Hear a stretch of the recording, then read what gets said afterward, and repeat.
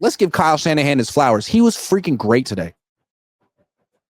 It was such a delight to watch Kyle Shanahan coach and call plays today, with a couple exceptions. But mostly he was great. The passing game was great. And it was like week 14, he finally got the message on a few things. Stop calling passes for Debo. With the exception of 3 plays, he got the message on that.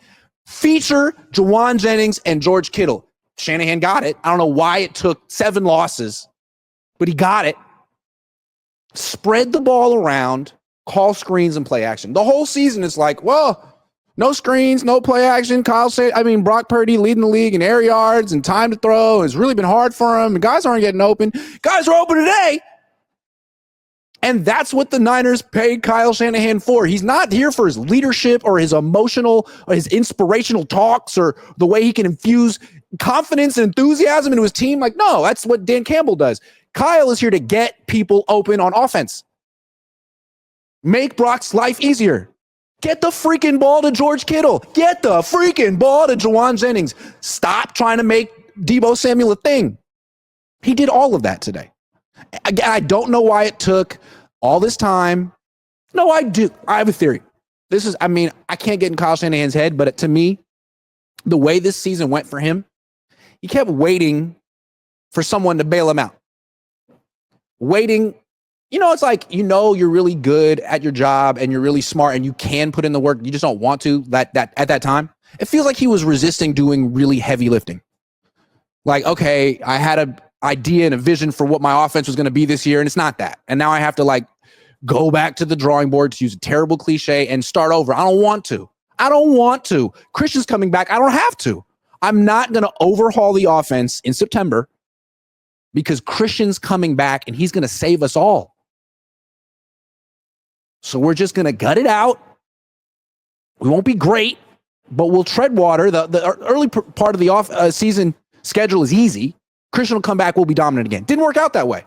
In fact, waiting for Christian, which sounds like a good movie, waiting for Guffman, waiting for Christian, waiting for Godot, waiting for Christian may have sunk the 49ers season. It's largely responsible for why they're in this hole. And then when Christian came back, overusing Christian really sunk the Niners. They were 15 points per game with Christian on the field. Their offense really works without him. So finally Christian goes down and he's not coming back. And Kyle Shanahan has to have that moment of truth where he looks in the mirror and says, what am I going to do? Am I going down because am I out of ideas? Do I suck now because Christian's not here? No! I'm Kyle Shanahan. I'm good enough. I'm smart enough. And doggone it, people like me. So you know what? I'm going to do the work I've been resisting all year. And he did it. And it was great. 38 points. It was so much fun to watch. This is why a lot of people don't want the Niners to trade Kyle or fire Kyle, because when he's on, it's a lot of fun and he score a lot of points and they win. After the game, he was asked about potentially getting traded. And he said, no, he would kind of like to stay here. And that more importantly, his family wants to stay here too. That's an important point. He's got a kid who's like 14 or something.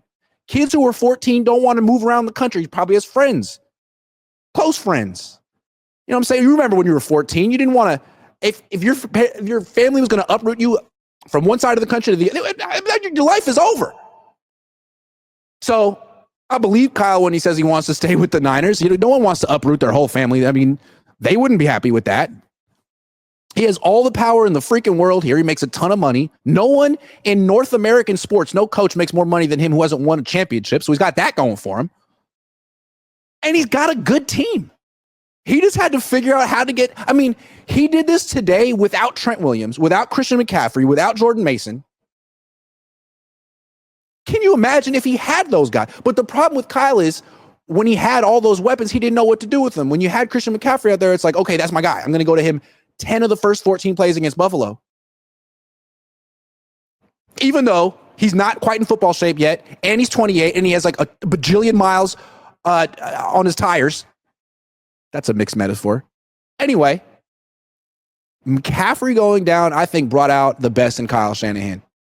And I think the way he lost the last couple of weeks humbled Kyle Shanahan. Doesn't it seem like Kyle is the kind of guy who's like, has one ear to the streets, one ear to the critics, and he knows what people are telling him that he should do, and he's like, oh, I'm not going to do that. Oh, you tell me that I should get the ball to Kittle more? Well, watch me throw to Debo. It's like, finally, he's like, all right. We just lost by 53 points in 2 weeks. Okay, what are people telling me I should do? Oh, all the obvious stuff? Okay, I'll try the obvious stuff. Oh, it worked. Wow.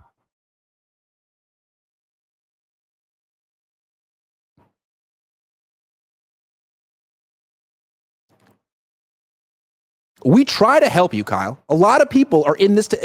Quality control is a way of life. And there's so many people out here across the country who are offering you helpful suggestions, and you took them today. So that's big. Give yourself a round of applause, Kyle. This was one of your best coach games ever. Now, it was the Bears. I did mention that before. It was the freaking Bears. Still, though, at least you did the things right that were in your control. Although, 5 carries for Debo. Look, I just gave you an A+. You're the greatest. Hell of a coach. You were right. I was wrong. 5 carries for Debo and 3 targets. Can you stop? I know you paid him hella money, and you were the one that wanted to pay him. And it's kind of awkward to tell Jed York that you're paying all this money for a kick returner or whatever. But dude, every time he gets the ball, it seems like it's a favor to the other team, man. It's not happening. He doesn't have the burst he used to have. He doesn't have the strength he used to have in his lower body. He's not breaking tackles. He's not particularly explosive. Stop. But other than that, freaking great job, Kyle. Loved it.